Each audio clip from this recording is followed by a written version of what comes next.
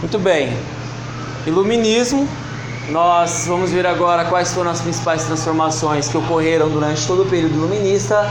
O desenho aqui traz para vocês uma lâmpada acesa, supostamente, que vai dizer aí de fato quais são as ideias iluministas para a sociedade. Posso dizer para vocês o seguinte: o iluminismo, ele nada mais é do que uma invenção burguesa, tá? Mais uma das invenções burguesas. Sendo curto e grosso, o iluminismo vai ser um movimento intelectual que surge durante o século XVIII, basicamente lá na França, tá? Defende todo o processo de uso da razão, por isso a luz como maior símbolo dessa política iluminista, contra aí o antigo regime, que era as trevas, que levava o homem para a ignorância. Então o antigo regime, ele é um regime absolutista. Então a monarquia absolutista estava voltada aí para atender exclusivamente seus interesses, enquanto os filósofos iluministas que surgiram nessa época, eles traziam essencialmente um novo padrão de sociedade a ser instituída. Tá? Então a ideia é tirar o homem das trevas e colocá-los de fato na luz. Então as ideias iluministas, elas necessariamente buscam essa iluminação. Então teoricamente o iluminismo surge na França lá no século XVIII, tá? No século XVII basicamente, mas concretiza-se todos os ideais iluministas na França do século XVIII, tá? Principalmente com a Revolução Francesa. Essa Revolução Francesa, ela propunha aí um domínio de pensamento, uma ideia de racionalização, se sobrepondo aí aos ideais teocentristas que nós tínhamos anteriormente. Por exemplo, Deus estava no controle de todas as coisas e ele era a explicação para todas as coisas. Após a implementação das ideias iluministas, nós temos essa quebra do Deus é tudo e Deus é todos, né? Então todos os acontecimentos giram em torno de Deus. Professor, quer dizer então que os caras tiravam Deus das coisas? Basicamente sim, mas eles não eram contrários à religião. Lá no século XIX, Marx vai falar que a religião é o ópio do povo. Por que ele fala isso? Porque o povo, quando ele é controlado pela religião, ele basicamente deixa de pensar. Então aqui a ideia é tirar a religião, tirar essa carga extremamente pesada das costas de Deus e trazer a luz da razão, fazendo com que o homem pense de fato no que está acontecendo. Então a ideia de teocentrismo predominava na Europa durante toda a Idade Média e consequentemente isso vai se arrastando aí durante a fase absolutista. Ela vai ser quebrada após a implementação dessas ideias iluministas, tá? Os filósofos iluministas, eles pensavam da seguinte forma: que ao você jogar luzes nas trevas em que se encontrava a sociedade, poderia aí salvar grande parte dessa humanidade, né? Fazer com que essa humanidade tivesse aí um resgate, né, do seu verdadeiro eu, né? O pensamento em si. A ideia central das questões aqui é o pensamento. Então nós devemos pensar, tá? Os filósofos iluministas, eles trazem para nós a defesa da liberdade de pensamento, e eles serão completamente contrários a todos os dogmas impostos pela igreja e principalmente contra o sistema absolutista de governo, tá? O pensamento científico será caracterizado aí como o mais importante mecanismo entre as formas de pensar. Ou seja, o que significa isso? Não há possibilidade de você desenvolver qualquer teoria, qualquer pensamento, a não ser que seja por meio da experimentação. Então a ideia central é: se há uma teoria, essa teoria precisa ser comprovada, e só a ciência pode comprovar qualquer uma das teorias que fossem desenvolvidas durante esse período. Então nós temos aqui um movimento que promove mudanças políticas, sociais e econômicas, que são baseados principalmente lá após a Revolução Francesa de 1789 nos ideais de liberdade, igualdade e fraternidade, que são aí 3 direitos básicos para a existência do homem. Esse iluminismo vai ter completo e total apoio da burguesia, porque foi uma invenção burguesa, tá? Já que esses pensadores eram burgueses também e tinham interesses comuns em relação à modificação da modelagem da sociedade no contexto geral, tá? Mesmo porque esses caras iriam lucrar de maneira significativa, tá? Nós temos alguns reis e rainhas que são adeptos desse iluminismo, que concordam com essa ideia de iluminismo né, para a transformação da sociedade, mas na verdade eles estavam com medo de perder os seus postos e por isso eles concordaram com parte dessas ideias. E aí o iluminismo traz para nós diferentes princípios. Um deles, a universidade, né, vai visar aí diretamente a todos os seres humanos, né, a universalidade geral, ela traz, né, uma visão de que todos os seres humanos, sem barreiras nacionais ou étnicas, ela engloba todo o processo, né? Então todos os direitos eles são universais. A individualidade, né?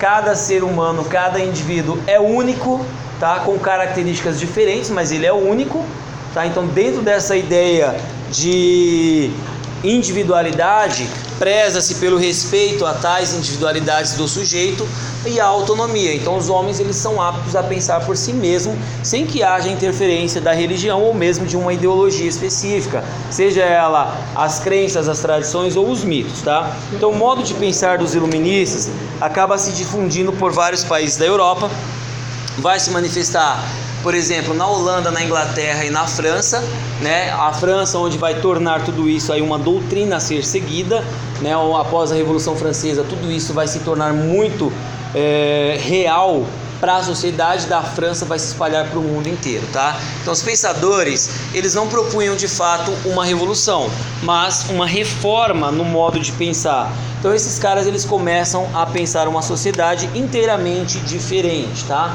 Esses iluministas, eles defendem um Estado pautado em uma Constituição, um conjunto de leis que possa atender necessariamente os interesses do coletivo, né, na teoria, porque na prática vai atender os interesses da burguesia. Então tem que existir, segundo a filosofia iluminista, uma autoridade nacional central com poderes bem definidos e limitados, né? Ou seja, uma ampla margem de liberdade civil para cada indivíduo e que ele possa aí, essencialmente escolher o seu modo de pensar, de agir e o seu governo. Então nós temos a ideia de uma mentalidade ilustrada. John Locke, ele vai ser um dos grandes pensadores do iluminismo, vai acreditar que o homem adquiria conhecimento aí com o passar do tempo e através do espírito empírico, né? Através do estudo, da experimentação, através do desenvolvimento de uma inteligência racional baseada aí nas suas experiências. Então ele vai ser considerado o pai do liberalismo político.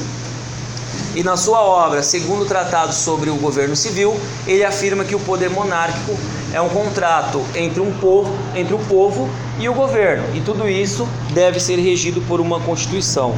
Dentre outros nós temos John Locke, Voltaire, né? Então Voltaire, ele traz aí a defesa da liberdade de pensamento e não poupava crítica alguma à intolerância religiosa. Então ele falava que a religião ela deveria ser modificada, né? Então ele vai ser o mais destacado filósofo iluminista e durante aí a sua estada na Inglaterra vai publicar cartas filosóficas, tá? O que ele vai pregar em tudo isso? Ele vai dizer que é preciso combater a ignorância, a superstição e o fanatismo religioso em defesa da razão. Então Voltaire vai aí ser um dos defensores desses ideais iluministas. Então nós estamos lutando aqui em todo esse ideal pela separação entre o Estado e a Igreja. Denis Diderot e Rousseau, né? Então Rousseau ele vai falar o seguinte: nunca se conseguirá ser sábio se primeiro não se foi traquinas. O que ele quer dizer com isso? Está dizendo assim, nós só adquirimos sabedoria através da experiência. Vai ser um dos grandes defensores. O Diderot, ou Diderot, né, como nós pronunciamos aí, vai ser o responsável, junto com outros filósofos iluministas, pelo enciclopedismo, tá? Então a primeira enciclopédia vai ser publicada entre 1751 e 1752, né? Um ajuntamento de ideias que vai trazer, né, essas novas ideologias para a sociedade, e o governo vai proibir e condenar essa obra e vai proibir a sua divulgação, dizendo que toda essa obra é contrária diretamente aos ideais do governo, tá? Então Diderot ele vai ser auxiliado por um matemático, D'Alembert, que vai ter aí como colaboradores, né, a maior parte dos novos pensadores e escritores pautado aí nesse iluminismo. Rousseau vai ser aí Também um dos prepulsores dessas ideias iluministas vai ser um democrata. Suas ideias serão expostas aí num tratado de educação e principalmente no contrato social, que é a sua obra máxima, e ele vai defender a ideia de um Estado democrático, né? Esse Estado democrático garantindo aí igualdade a todos. O Rousseau, ele vai defender aí todo esse processo porque ele acredita em um Estado pautado nos ideais da democracia. Montesquieu, ele vai ser aí um defensor da divisão do poder político em 3 instâncias diferentes, o legislativo, o judiciário e o executivo, cada um completando o outro. Lá em 1721 publicou aí as cartas persas, nas quais ele vai satirizar os costumes e as instituições da época. Montesquieu, em 1748, vai publicar aí o Espírito das Leis, tá? Sua maior obra, sua grande obra, que vai ser dedicada exclusivamente ao estudo de diversas formas de governo, tá? Então ele dá grande destaque aí à monarquia inglesa, vai preconizar aí a separação dos poderes executivo, legislativo e judiciário como a única forma capaz de garantir a liberdade para a sociedade. Montesquieu, ele vai ser um dos mais brilhantes filósofos do século XVIII, tá? Então ele vai passar aí em revista as diferentes formas de governo na sua obra máxima, O Espírito das Leis.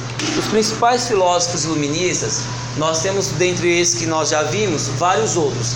David Hume, então ele vai ser um importante historiador e filósofo, tá? Ele vai refutar o princípio da casualidade, vai defender o livre-arbítrio e o acréscimo radical. Adam Smith, conhecido aí como pai do liberalismo econômico, vai defender a não intervenção do Estado na economia.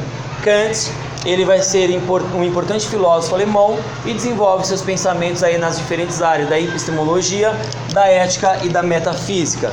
Benjamin Constant será escritor e filósofo e político francês, tá? E defende aí como principal ideal a liberdade individual, que é uma das formas aí de alcançar aí o processo democrático para a sociedade, tá?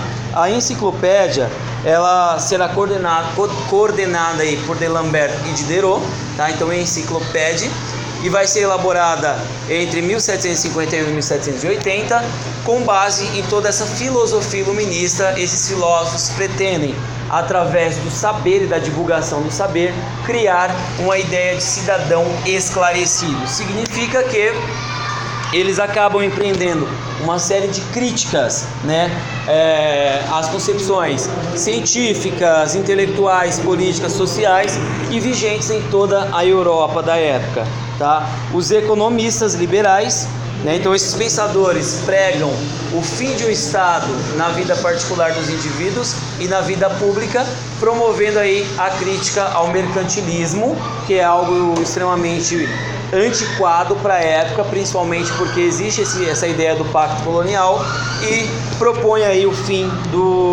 da intervenção do Estado na economia. Os economistas liberais ainda buscam aí os ideais da fisiocracia e do liberalismo. Eles querem o quê? Eles se ocupam dessas questões econômicas e dão origem a essas duas linhas de pensamento, tá? A fisiocracia, ela acredita nas atividades econômicas naturais, como a agricultura, tá? A mineração e o extrativismo, que eram as mais importantes para a prosperidade do país, mais ainda do que o comércio, né? E as demais atividades econômicas, a manufatura e comércio, seria aí consequência de tudo isso, tá? Então tudo isso era gerado por conta das atividades iniciais, beleza? Os pensadores fisiocratas, François Quesnay e Turgot, tá? São ambos aí os mais importantes, né? Mirabeau e Dupont de Nemours são aí os caras que se destacam nesse processo, tá? E aí nós temos os pensadores fisiocratas que acabam trazendo várias ideologias aí diferentes. O autor da célebre frase "deixe fazer, deixe passar, o mundo vai por si mesmo", Gournay, ele vai dizer isso, né? Então nós precisamos analisar toda essa filosofia iluminista com um olhar extremamente crítico. O Adam Smith, como eu falei anteriormente, será aí considerado o pai do liberalismo econômico. Então ele desenvolve aí várias ideologias no que diz respeito a essa ideia de liberalismo econômico, que é nada mais nada menos que a não intervenção do Estado na economia, tá? Então esse liberalismo, ele vai falar que o trabalho é a verdadeira fonte de riqueza. Significa que ele vai falar assim, olha, o trabalho é o que de fato importa dentro dessa sociedade.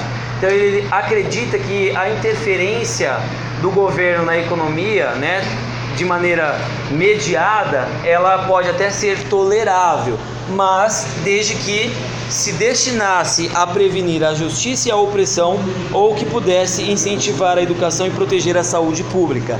Então eles têm aí uma ideia em que o liberalismo ele vai até certo ponto, tá? John Stuart Mill, economista, filósofo, defende aí a limitação do crescimento populacional e a criação de cooperativas, tá, para minorar aí os efeitos das contradições do capitalismo que estava sendo latente na sociedade. Thomas Malthus fica conhecido pela teoria, né, na qual o crescimento da população segue em progressão geométrica, tá, e tende sempre a superar a produção de alimentos. Então nós vivemos uma crise posterior a isso, tá? Só que nada vai interferir em todo o processo, a não ser o iluminismo, que radicalmente modifica toda a estrutura da Europa, né? E posteriormente aí a Revolução Francesa, toda a estrutura política, econômica e social de outros lugares do mundo também, como é o caso da América Latina. E aí nós temos o despotismo esclarecido, é onde o Estado absolutista ele domina, né, alguns países da Europa até o século XVIII, vai predominar essa ideia e vai ser caracterizado, né, principalmente pelos ensinamentos aí propostos pelas teorias iluministas, mas sem abrir mão da prática absolutista na política, tá? Então, alguns países são ligados ao despotismo e eles apresentam problemas em sua estrutura geral, tá? Ou seja, os princípios mercantilistas, né, as sociedades elas são pouco diversificadas, então existe um atraso mesmo com essa instituição das ideias da filosofia iluminista. Significa que a burguesia emergente precisa aí modificar toda a estrutura. E aí, algumas nações aí e seus maiores exemplos de absolutismo aí, aliás, de absolutismo, mas com base aí no iluminismo, foram a Áustria de José II. Ele promove aí o fim da servidão, né, e relativa liberdade de imprensa. Na Rússia, Catarina II vai criar o ensino leigo de uma universidade em Moscou. Na Prússia, Frederico II, chamado Rei Filósofo, esse sim foi de fato um grande adepto das ideias iluministas. Ele vai eliminar as torturas em seu país e vai criar um ensino obrigatório.